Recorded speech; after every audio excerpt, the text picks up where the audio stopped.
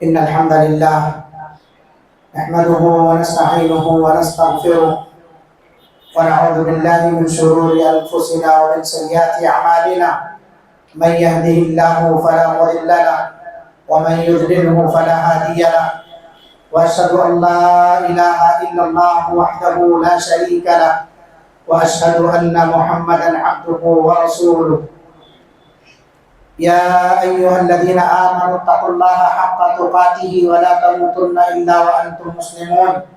يا أيها الناس اتقوا ربكم الذي خلقكم من نفس واحدة وخلق منها زوجها وبث منهما رجالا كثيرا ونساء، واتقوا الله الذي تساءلون به والأرحام إن الله كان عليكم رقيبا. يا أيها الذين آمنوا اتقوا الله وقولوا قولا سديدا يصلح لكم أعمالكم ويغفر لكم ذنوبكم، ومن يطع الله ورسوله فقد فاز فوزا عظيما. أما بعد، فإن خير الحديث كتاب الله، وخير الهدي هدي محمد صلى الله عليه وسلم، وشر الأمور محدثاتها، وكل محدثة بدعة، وكل بدعة ضلالة، وكل ضلالة في النار. فأعوذ بالله السميع العليم من الشيطان الرجيم من همزه ونفخه ونفثه. بسم الله الرحمن الرحيم. من يطع الرسول فقد أطاع الله ومن تولى فما أرسلناك عليهم حفيظا. وعن أبي هريرة رضي الله عنه عن النبي صلى الله عليه وسلم قال: كل أمتي يدخلون الجنة إلا من أبى. قالوا يا رسول الله ومن يأبى؟ قال: من أطاعني دخل الجنة ومن عصاني فقد أبى. رواہ البخاری.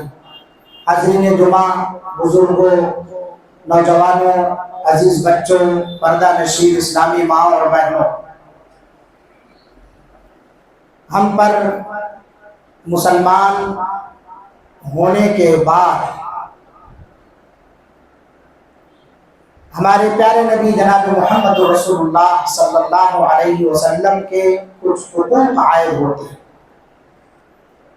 یعنی امت پر نبی کے بہت سارے حقوق ہیں. ان حقوق کی ادائیگی ہم سب پر واجب اور فرض ہے.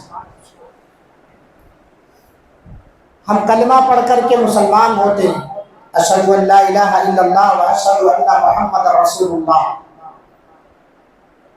اس کلمے کی گواہی کے ذریعے ہم اسلام کے اندر داخل ہوتے ہیں. اور یہ کلمہ، اس کے اندر دو جز ہیں. ایک تو پہلا ہے توحید اور دوسرا ہے رسالت. توحید کا جو جملہ ہے یا جو کلمہ ہے لا الہ الا اللہ، اس کے کچھ شرائط ہیں. ان شرطوں کے بارے میں گاہے بگاہے بذریعہ درس آپ تک معلومات پہنچائی گئی ہیں. 7 شرطیں ہیں کلمے کی، اور بعض لوگوں نے کہا 8 ہیں. تو جس طرح سے کلمے کی 7 شرطیں ہیں، توحید کی 7 شرطیں ہیں کلمہ توحید کی، اسی طرح سے پیارے نبی جناب محمد رسول اللہ صلی اللہ علیہ وسلم کی رسالت کو تسلیم کرنے کے لیے بھی 7 شرطیں، وہی 7 شرطیں جو کلمے کی. نبی کریم صلی اللہ علیہ وسلم کی اطاعت ہم پر فرض ہے. آپ صلی اللہ علیہ وسلم کی اطاعت اور آپ کی بات کو ماننا، آپ صلی اللہ علیہ وسلم کی لائی ہوئی تعلیمات اور آپ کی شریعت پر عمل کرنا، یہ ہم سب پر واجب ہے. اس سے روگردانی کرنا، اس سے منہ موڑنا، یہ سب ہمارے لیے عذاب اور ذلت اور رسوائی کا باعث ہے. تو جو شرطیں ہیں، ان شرطوں میں سے بعض شرط ایسے ہیں جو ریڑھ کی ہڈی کی حیثیت رکھتی ہیں. ان میں سے ایک ہے تصدیق کرنا اور ایک ہے تابعداری کرنا. اللہ رب العالمین کے بارے میں آپ تصدیق کریں. اللہ کی ذات تنہا ہے، وہ اکیلا ہے، اس کا کوئی باپ نہیں ہے، نہ وہ کسی کا باپ ہے، نہ اس کی کوئی اولاد ہے. اس کا کوئی ہمسر، ساجی، شریک اور پارٹنر نہیں ہے، وہ موجود ہے، اس کی تصدیق کریں۔ ایسے ہی پیارے نبی جناب محمد الرسول اللہ صلی اللہ علیہ وسلم کے بارے میں بھی تصدیق کرے کہ آپ انسان ہیں۔ آپ صلی اللہ علیہ وسلم بھی دنیا کے اندر ماں باپ کے ذریعے پیدا کیے گئے۔ آپ صلی اللہ علیہ وسلم کی بیوی، بچے، اولاد ہیں۔ آپ صلی اللہ علیہ وسلم انسانوں کی طرح کھاتے پیتے تھے، بازار جایا کرتے تھے، آپ کو بھی دیگر ضروریات لاحق ہوا کرتی تھی۔ تو سب سے پہلے یہ تسلیم کریں ہم کہ آپ انسان ہیں، آپ بشر ہیں۔ خود آپ نے اعلان کیا ہے، اللہ تعالیٰ نے اس کو ذکر کیا قرآن مجید کے اندر، قل انما انا بشر مثلکم، میں تمہارے ہی جیسا انسان ہوں، بس تم پر امتیاز یہ ہے یوحیٰ الیہ، میری طرف وحی کی جاتی ہے، تمہاری طرف وحی نہیں کی جاتی، جس سے میرا مقام اور مرتبہ بلند ہو گیا۔ تم اس مرتبے کو نہیں پہنچ سکتے، تم نبی نہیں ہو، میں نبی ہوں۔ یعنی نبوت ایک انسان پر ہی آتی ہے۔ رسالت اللہ رب العالمین نے رسالت کے لیے انسانوں کو ہی تمام مخلوقات میں سے تسلیم کیا ہے، چنا ہے۔ نہ تو جنوں کو نبی بنایا ہے، نہ فرشتوں میں نبوت کا سلسلہ اللہ رب العالمین نے نازل کیا ہے، اور نہ ہی کسی دوسری مخلوق میں۔ اگر یہ شرف، اگر یہ موقع اور اگر یہ مقام اور مرتبہ کسی کو حاصل ہے تو حضرت انسان کو حاصل ہے۔ تو آپ صلی اللہ علیہ وسلم کو پہلے بشر تسلیم کریں۔ آپ صلی اللہ علیہ وسلم کی تصدیق میں یہ چیز بھی آتی ہے کہ آپ صلی اللہ علیہ وسلم نے اپنی ماں کا دودھ پیا ہے، آپ صلی اللہ علیہ وسلم نے دیگر ماؤں کا بھی دودھ پیا ہے، آپ کی رضائی مائیں بھی، اور اسی وجہ سے آپ کے رضائی بھائی بہن بھی ہیں۔ آپ صلی اللہ علیہ وسلم کو بھی دکھ تکلیف انسانوں کی طرح ہی ہوتا ہے، آپ کو بھی صدمہ پہنچتا ہے، آپ کی آنکھوں سے بھی آنسو جاری ہوئے۔ اپنے بیٹے حضرت ابراہیم کی وفات پر آپ صلی اللہ علیہ وسلم کی آنکھوں سے جاری ہوئے، آنسو جاری ہوئے، غمگین ہو گئے آپ صلی اللہ علیہ وسلم، آنکھیں ڈبڈبا گئی، بھر گئی۔ صحابہ پوچھنے لگے اللہ کے رسول صلی اللہ علیہ وسلم، آپ کی آنکھوں سے آنسو جاری ہیں؟ یعنی آپ تو منع کرتے ہیں ہمیں کہ کسی کی موت پر رونا نہیں چاہیے، اور ہم آپ کی آنکھوں سے آنسو دیکھ رہے ہیں۔ تو آپ صلی اللہ علیہ وسلم نے کہا یہ فرق جدائی میں ہے، جدائی کے غم میں ہے یہ بیٹے کی، اور یہ ہر ایک انسان کے ساتھ لاحق ہوتا ہے، جس پر کسی کا کنٹرول نہیں ہے، اپنے آپ جاری ہو جاتا ہے۔ آپ کو بھی صدمہ پہنچتا تھا، آپ کو بھی ٹینشن لاحق ہوتا تھا۔ منافقوں نے اللہ کے رسول صلی اللہ علیہ وسلم کی بیوی حضرت عائشہ رضی اللہ عنہا پر تہمت لگا دی، آپ کئی دن تک پریشان رہے، آسمان سے وحی نازل نہیں ہوئی۔ نبی کریم صلی اللہ علیہ وسلم اس بات کو لے کر بہت چنتت رہے، پریشان رہے۔ بالکل جب وحی نازل ہو گئی، برات کی آیتیں آ گئی، اللہ کے رسول صلی اللہ علیہ وسلم کا غم ہلکا ہو گیا، جو غم کے بادل تھے وہ چھٹ گئے۔ یہ سب چیزیں کس کو لاحق ہوتی ہیں؟ انسان کو لاحق ہوتی ہیں۔ آپ کے جسم سے بھی خون نکلتا تھا۔ آپ صلی اللہ علیہ وسلم طائف کے سفر میں جب تھے، واپس وہاں سے ہونے لگے، اوباشوں کو پیچھے لگا دیا گیا، مار مار کر لہو لہان کر دیا گیا پتھروں سے، اور خون ٹپک ٹپک کے نکل کے آپ کے جوتوں میں جم گیا۔ آپ کو تکلیف ہوئی اتنی کہ آپ بے ہوش ہو گئے۔ تو اللہ کے رسول صلی اللہ علیہ وسلم کو بھی تکلیف ہوتی تھی۔ مرض الموت، آخری وقت میں پیارے نبی صلی اللہ علیہ وسلم کو اس قدر بیماری لاحق ہوئی، بخار اس قدر آتا تھا کہ آپ بے ہوش ہو جایا کرتے تھے۔ یہ ساری چیزیں کس کے اوپر ہوتی ہیں؟ ایک انسان پر ہوتی ہیں۔ تو ہم یہ تصدیق کریں کہ آپ انسان ہیں، آپ کے بھی ماں باپ ہیں، آپ کا بھی گھر خاندان ہے، قبیلہ ہے، سب سے اشرف، سب سے معزز قبیلے قریش سے اللہ رب العالمین نے آپ کو چنا ہے، قریش سے اللہ تعالیٰ نے آپ کو چنا ہے، اور آپ صلی اللہ علیہ وسلم اولاد اسماعیل میں سے ہیں۔ بہت بڑا مقام اللہ تعالیٰ نے آپ کو عطا فرمایا ہے، یہ ہمیں ماننا پڑے گا۔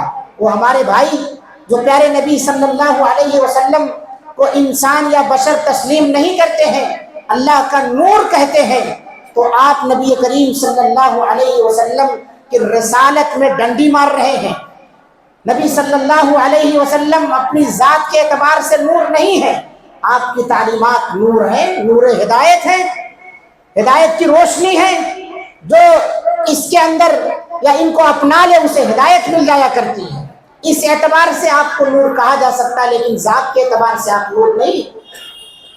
اسی تصدیق کے اندر یہ چیز بھی لاحق ہوتی ہے کہ ان کی پوری زندگی ہمارے لیے اسوہ اور نمونہ ہے۔ اس لیے اپنے نبی کی سیرت کو ہمیں پڑھنا چاہیے، اس لیے اپنے نبی کی سیرت کا ہمیں مطالعہ کرنا چاہیے، ان کی سیرت کو ہر ناحیے سے اپنے لیے آئیڈیل نمونہ بنانا چاہیے، کیونکہ نبی صلی اللہ علیہ وسلم کی اللہ تعالیٰ نے بچپن سے لے کر وفات تک ہر گناہ سے حفاظت فرمائی اور ہر خیر کے کام میں آپ صلی اللہ علیہ وسلم کو آگے بڑھایا، اور اللہ نے خود بیان فرمایا لَقَدْ كَانَ لَكُمْ فِي رَسُولِ اللَّهِ أُسْوَةٌ حَسَنَةٌ۔ آپ صلی اللہ علیہ وسلم کو اللہ تعالیٰ نے 40 سال کی عمر میں نبی بنایا، اور نبی بنانے کے بعد آپ کی پوری زندگی کو ہمارے لیے آئیڈیل کے طور پر، نمونے کے طور پر رکھ دیا۔ کھلی کتاب، پوری کائنات کے اندر کوئی ایسا شخص نہیں ملے گا جس کی اتنی تفصیل سے زندگی لکھی گئی ہو۔ وہ اگر کوئی ذات ہے وہ صرف اور صرف محمد رسول اللہ صلی اللہ علیہ وسلم کی ذات مبارکہ ہے۔ کسی نبی کی کوئی اتنی تفصیل نہیں پائیں گے آپ۔ پورا قرآن اٹھا لیجیے، سب سے زیادہ تذکرہ اگر کسی نبی کا قرآن میں آیا حضرت موسیٰ علیہ السلام کا آیا ہے، لیکن موسیٰ علیہ السلام کا بھی مکمل تذکرہ ہر ناحیے سے نہیں مل پاتا ہے۔ پیارے نبی صلی اللہ علیہ وسلم کی سیرت پڑھیے، بچپن سے لے کر کے جوانی، آپ صلی اللہ علیہ وسلم نے بکریاں کس کی چرائی، آپ صلی اللہ علیہ وسلم کا سینہ کب چاک کیا گیا، کس طرح سے وہ واقعہ پیش آیا، آپ صلی اللہ علیہ وسلم جب پہلی مرتبہ والدہ کے ساتھ مدینہ کا سفر کیے، واپسی میں کیا ہوا، یا اسی طرح سے آپ صلی اللہ علیہ وسلم ملک شام تجارت کے لیے پہلی مرتبہ گئے تو کیا واقعہ پیش آیا، اسی طرح سے لے کر کے چلے جائیے۔ آپ کی شادی ہوئی، شادی کے موقع پر حضرت خدیجہ رضی اللہ عنہا نے آپ صلی اللہ علیہ وسلم کو کیسے چنا، کیا چیزیں آپ کے اندر دیکھی، ہر ناحیے سے سیرت کے اندر آپ صلی اللہ علیہ وسلم کے تعلق سے گفتگو۔ اور پھر جب 35 سال کی عمر ہوئی تو کیا واقعہ پیش آیا، 40 سال کے ہوئے تب کیا ہوا، مکی زندگی میں کیا ہوا، مدنی زندگی میں کیا ہوا، لڑائیاں کتنی ہوئی، کس میں آپ شریک رہے، کس میں نہیں رہے۔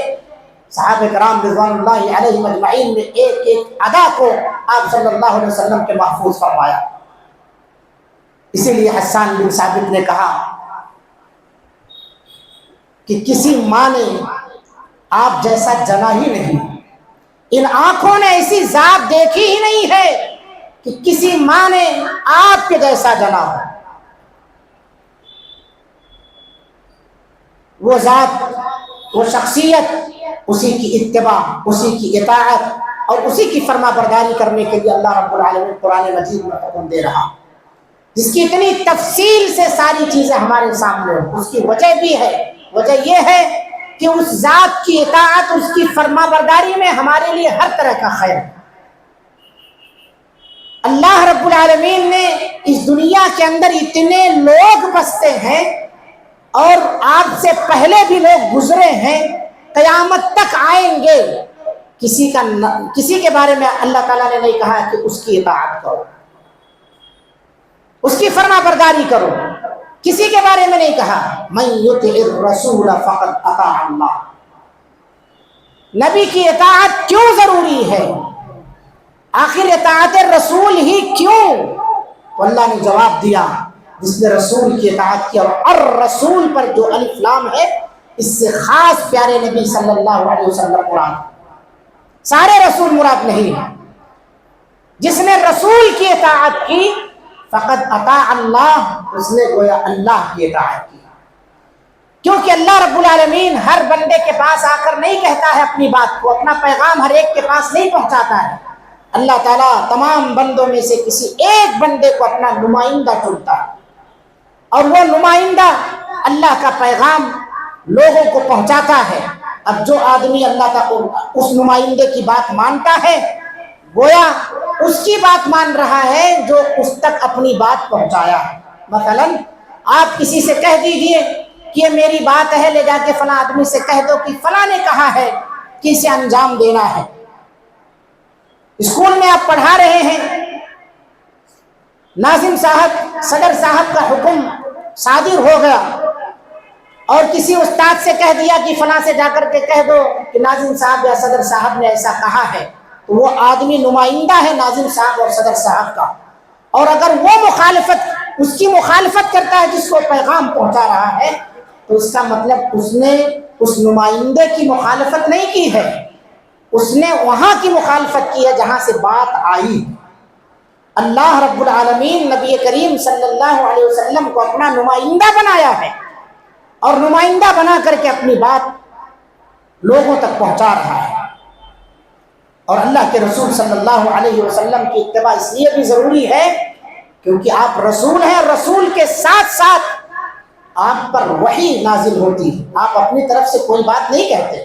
من یطع الرسول فقد اطاع اللہ، آپ بار بار یہ آیتیں سنتے ہیں وما ينطق عن الهوى ان هو الا وحی یوحی، آپ اپنی طرف سے نہیں بولتے ہیں، آپ اللہ کے نمائندے ہیں، آپ وہی بات کرتے ہیں، وہی بات کہتے ہیں جو اللہ رب العالمین آپ پر بذریعہ وحی نازل فرماتا ہے۔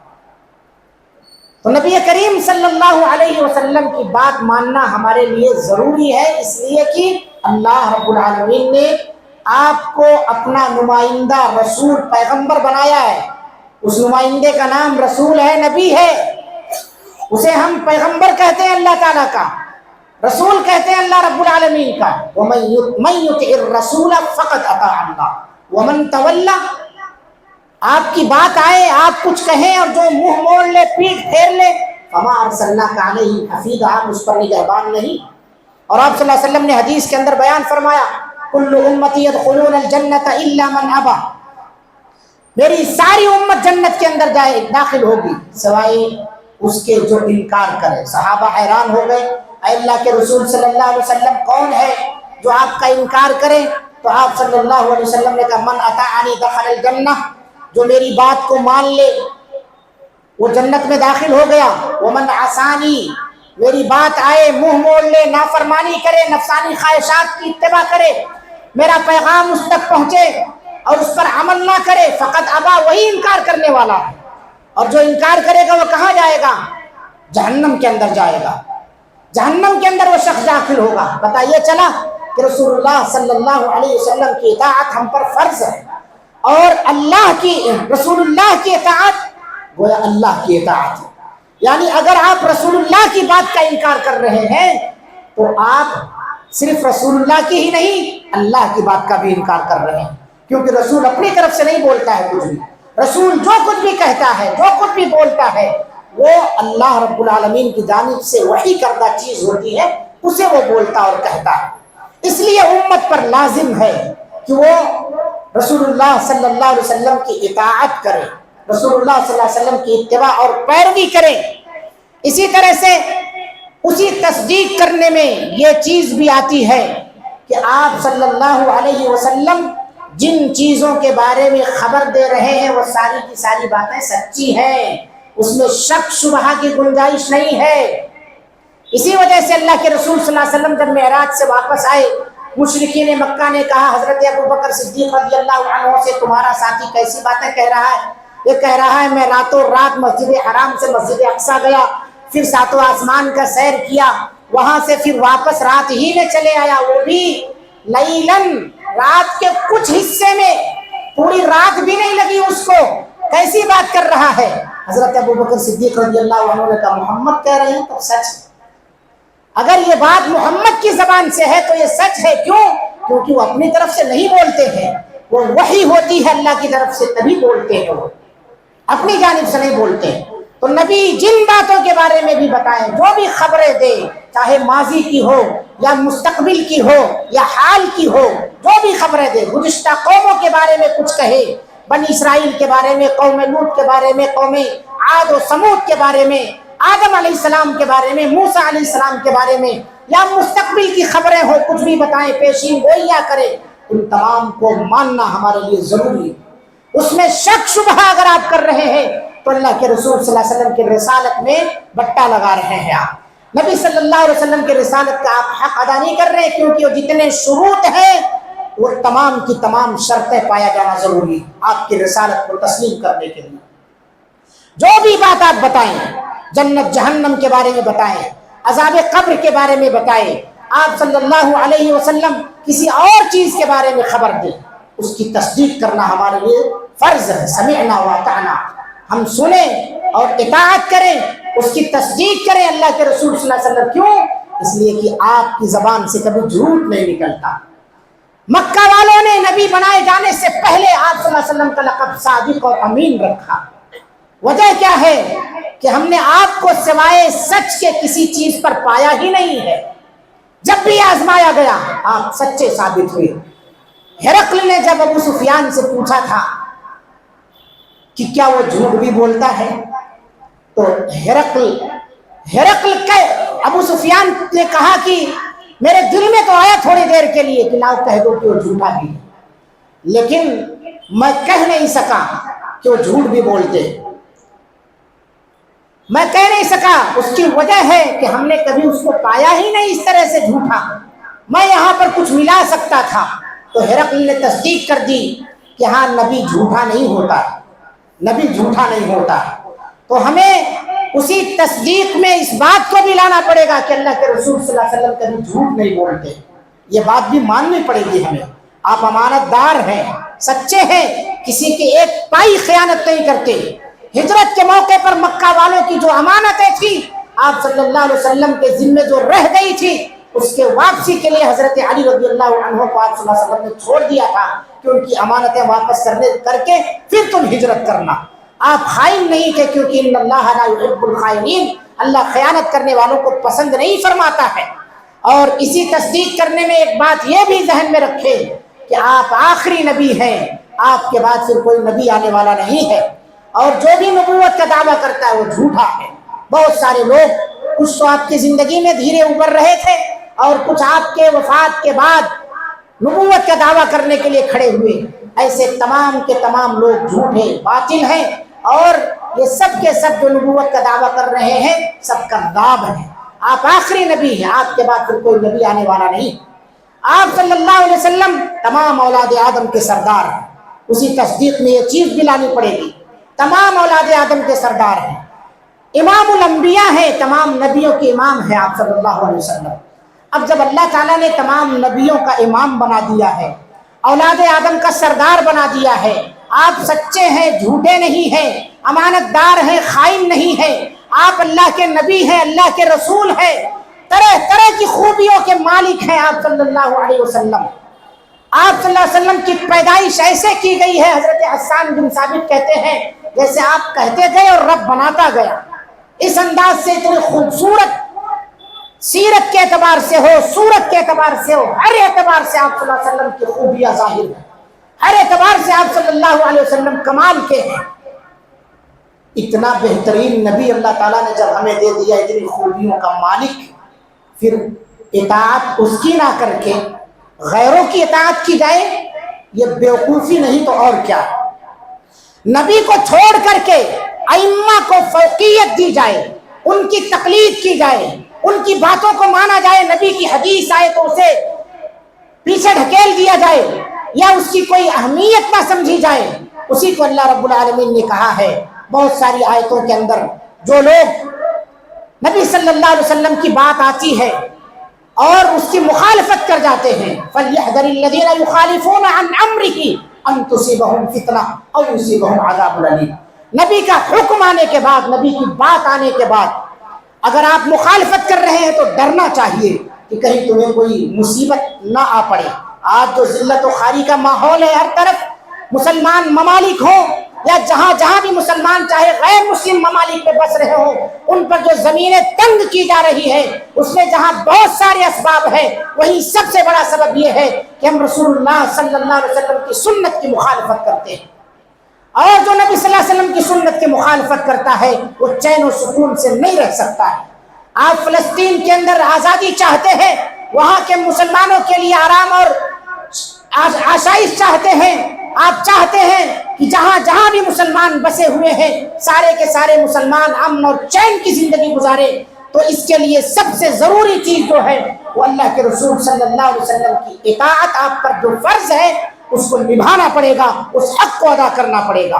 اللہ نے خود اعلان کیا ہے یا ایھا الذین آمنوا اطیعوا اللہ واطیعوا الرسول لعلکم ترحمون، اے ایمان والو اللہ کی اطاعت کرو، رسول اللہ کی اطاعت کرو، تم پر رحم کیا جائے گا۔ مفہوم مخالف کیا نکلا؟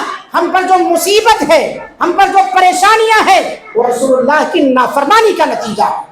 ہم پر جو آفتیں نازل ہو رہی ہیں، ہم کسی بھی طرح کے پریشانی میں مبتلا ہیں، وہ اللہ کے رسول صلی اللہ علیہ وسلم کی نافرمانی کا نتیجہ ہے۔ اتنا بہترین رسول، اتنی خوبیوں کا مالک، اس کے باوجود ہم کسی اور کی طرف جھانکیں، کسی اور کو اپنا رول ماڈل اور اسوہ بنائیں، نمونہ بنائیں۔ تابع داری کرو۔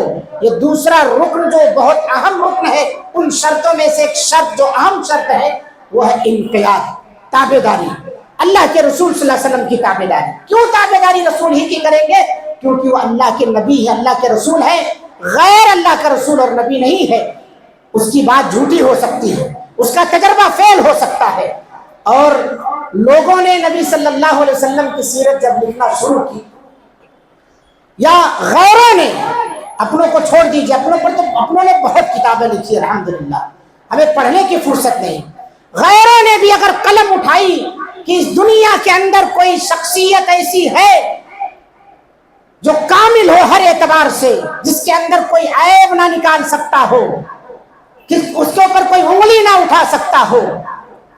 مائیکل ہارٹ نے جب دی 100 لکھی، 100 لوگوں کی سوانح عمری لکھی، اور اس میں سب سے پہلے نمبر پر رکھنے کی جب اس نے کوشش کی کہ کس کو رکھا جائے تو وہ ہار گیا، کسی کو نہیں پایا، اگر پایا تو مدینے والے کو پایا۔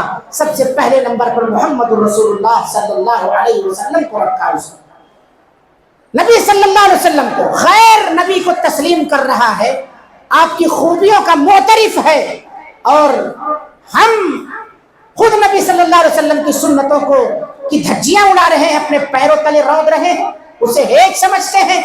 نبی صلی اللہ علیہ وسلم کی سنت چاہے چھوٹی ہو یا بڑی ہو، ہمارے لیے ہی عذاب دینے کے لیے کافی، اور آپ کی اطاعت، آپ کی بات قبول کرنے میں، چاہے وہ چھوٹی بات ہو چاہے بڑی بات ہو، ہم قبول کر لیں اسے، وہ ہمارے لیے خیر کا ذریعہ، جیسا کہ آپ نے کہا طاعت اللہ و طاعت رسول خیر لک۔ فاطمہ بنت قیس سے آپ نے کہا تھا جب 3 لوگوں نے انہیں طلاق کے بعد پیغام دیا تھا، معاویہ بن ابی سفیان، ابو جہم اور اسامہ بن زید، تو آپ نے کہا کہ اسامہ سے شادی کر لو، انہوں نے کہا وہ حبشی ہیں، وہ حبشہ کے رہنے والے ہیں، غلام کے بیٹے ہیں وہ، میں کیسے ان سے شادی کر سکتی ہوں؟ میں خوبصورت عورت ہوں، آزاد عورت ہوں، میں ان سے کیسے شادی کر سکتی ہوں؟ رسول اللہ صلی اللہ علیہ وسلم نے کہا کہ کر لے اسامہ سے شادی، تیرے لیے اللہ اور اس کے رسول کی اطاعت میں خیر ہے۔ نبی کی بات مان لیتی ہے اور ان سے نکاح کر لیتی ہے۔ اس کے بعد فاطمہ بنت قیس کہتی ہے کہ میری زندگی میں اللہ اتنی خیر و برکت رکھا، اتنی خیر و برکت کہ دوسری خواتین مجھ پر رش کیا کرتی ہیں، رش کیا کرتی تھی۔ اللہ کے رسول صلی اللہ علیہ وسلم کی اطاعت میں خیر و بھلائی ہے، کیونکہ آپ کی اطاعت گویا اللہ کی اطاعت ہے، اور جب اللہ کی اطاعت اور فرما برداری کریں گے تو اللہ نے اعلان کیا ہے تم پر رحم کرنے کا۔ اولئک هم المفلحون، جو لوگ اللہ اور اس کے رسول کی اطاعت کرتے ہیں وہی کامیاب ہیں، وہی بڑی عظیم کامیابیوں کے مالک ہیں، یہ اللہ کا اعلان ہے۔ تو دوسری جو چیز ہے وہ انقیاد اور تابع داری ہے۔ اگر آپ مخالفت کریں تو اللہ نے اعلان کیا ان الذین یحادون اللہ ورسولہ کبتوا کما کبت الذین من قبلہم، جو لوگ بھی اللہ اور اس کے رسول صلی اللہ علیہ وسلم کی مخالفت کرتے ہیں وہ ویسے ہی ذلیل ہوں گے جیسے ان سے پہلے کے لوگ ذلیل ہوئے، جیسے ان سے پہلے کے لوگ ذلت اور رسوائی میں مبتلا ہوئے ہیں ویسے یہ بھی ذلیل اور رسوا ہوں گے۔ فلا وربک لا یؤمنون حتی یحکموک فیما شجر بینہم ثم لا یجدوا فی انفسہم حرجا مما قضیت ویسلموا تسلیما۔ کسی بات کے لیے اللہ تعالیٰ نے قسم نہیں کھائی اس طرح کی، فلا وربک، تمہارے رب کی قسم ہے، رب نے اپنی ذات کی قسم کھائی ہے، لا یؤمنون، وہ شخص مومن نہیں ہے جب تک کہ اپنے جھگڑوں میں، اپنے اختلافات میں فیصل اللہ اور اس کے رسول کو نہ مان لے۔ کوئی بھی مسئلہ پیش آ جائے، تنازع ہو جائے، اپنے متنازع مسائل میں اللہ اور اس کے رسول صلی اللہ علیہ وسلم کی طرف رجوع ہو، کتاب اللہ اور سنت رسول اللہ کی طرف رجوع ہو۔ جو رجوع نہیں ہوتا، اللہ رب العالمین نے کہا وہ مومن نہیں ہے، قسم کھا کر کے کہا ہے۔ اللہ کی بات آتی ہے، بہت سارے ایسے مسئلے ہیں، وراثت کا مسئلہ آتا ہے، بیٹیوں کے حقوق دینے کا، کتنے لوگ ہیں ہم میں سے جو نہیں مانتے ہیں؟ अपनी मनमानी फैसला करते हैं, हम इसको तस्लीम नहीं करेंगे और सर पीटते हैं कि कुरान में अल्लाह ने मीरास की आयतें क्यों नाजिल फरमा दी, मुसीबत बना दिया है कि बेटियों को भी उसमें से जायदाद देनी पड़ेगी। ला युमिनूना हत्ता युहक्किमुका फीमा शजरा बैनहुम, आपको अगर फैसल नहीं मानते हैं, आपकी बात की मुखालफत करते हैं, तो मोमिन ही नहीं है अपने जंगो जदाल झगड़े के अंदर, जिसके लड़ाइयों के अंदर। और हरज समझते हैं, अगर मान भी लिए दिल नहीं माना। कभी कभी बादिल नाखास्ता कुछ लोग मानते हैं, अंदरूनी तौर पर नहीं, इसीलिए बाहर निकल करके उस पर चर्चा करना शुरू कर दें। दिल के अंदर जर्रा बराबर इंक़िबाज़ है तो भी मोमिन नहीं हो। पूरे तौर पर अल्लाह के रसूल की बात को तस्लीम करो, तब ताबेदार हो अल्लाह के रसूल के। उसी को अल्लाह ताला ने फत्तबिऊनी युहब्बिकुमुल्लाह के लफ्ज़ से ताबीर किया, मेरी इत्तिबा करो, अल्लाह के महबूब बन जाओगे। और मेरी इत्तिबा क्या, मेरी सुन्नतों पर अमल पैरा हो जाओ। इसी तरह से अल्लाह रब्बुल आलमीन ने नबी सल्लल्लाहु अलैहि वसल्लम की मुखालफत करने वाले को जहन्नम की वईद सुनाई। तो रसूलुल्लाह सल्लल्लाहु अलैहि वसल्लम की इत्तिबा इसलिए ज़रूरी है क्योंकि आप अल्लाह के रसूल हैं, आप अल्लाह के नबी हैं, आप पर वही नाजिल होती है, आप सच्चे हैं, झूठे नहीं हैं। आप सल्लल्लाहु अलैहि वसल्लम जो खबरें बताते हैं वो सब सच्ची है, झूठी नहीं है। आप सल्लल्लाहु अलैहि वसल्लम आखिरी नबी है, आपके बाद कोई नबी आने वाला नहीं है। आपकी बातों को तस्लीम करना हमारे लिए दुनिया में भी और आखिरत में भी कामयाबी का जरिया। इसलिए मेरे भाइयों, इनकी उनकी बातों की तरफ ना जाओ। किताबुल्लाही व सुन्नती, जो आपने कहा है, मेरी अल्लाह की किताब और मेरी सुन्नत को लाजिम पकड़ लो, गुमराह नहीं होगे। ये दो चीजें अपना लो, दुनिया फतह कर सकते हो। लेकिन आज हमने इन्हीं दोनों चीजों को छोड़ा है, जिसको आप सल्लल्लाहु अलैहि वसल्लम ने बड़ी ताकीद के साथ पकड़ने का हुक्म दिया था, जिस पर अमल पैरा होने का हुक्म दिया था। इसलिए तमाम मर्द व ख़वातीन से दरख्वास्त की जाती है, छोटी बड़ी तमाम सुन्नतों की पैरवी करो, उसका मजाक ना उड़ाओ, या अजाब का जरिया बन सकते हैं। उसे छोड़ोगे या उसे हल्के में लोगे या इसी तरह से अपने नफसानी ख्वाहिशात की इत्तिबा और पैरवी करोगे उसके सामने, तो फिर ये तुम्हारे लिए हलाकत और तबाही का जरिया, अन तुसीबहुम फितना और युसीबहुम अज़ाबुन अलीम की गिरफ्तार हो जाओगे, शिकार हो जाओगे। अल्लाह से दुआ है, अल्लाह रब्बुल आलमीन हम तमाम लोगों को प्यारे नबी जनाब मोहम्मद रसूलुल्लाह सल्लल्लाहु अलैहि वसल्लम की इत्तिबा और पैरवी करने की तौफीक अता फरमाए। आपकी बातों पर जिंदगी भर अमल पैरा रहने की तौफीक अता फरमा। आपकी इताअत को अपने ऊपर लाजिम वाजिब करार देने की अल्लाह तौफीक अता फरमा। हर मामले में नबी करीम सल्लल्लाहु अलैहि वसल्लम की बात को मुकद्दम रखने की तौफीक अता फरमा। बारे इलाहा, हम में जो बीमार है तमाम बीमारों को शिफा अता फरमा, हर एक की परेशानियां दूर फरमा। इस दुनिया के अंदर हम सबको जब तक जिंदा रख, ईमान और इस्लाम की हालत पर जिंदा रख। जब खात्मा फरमा तो खात्मा बिल खैर अता फरमा। आमीन। अक़ूलु क़ौली हाज़ा व अस्तग़फ़िरुल्लाह ली व लकुम व लिसाइरिल मुस्लिमीन फस्तग़फ़िरूहु इन्नहु हुवल गफ़ूरुर रहीम।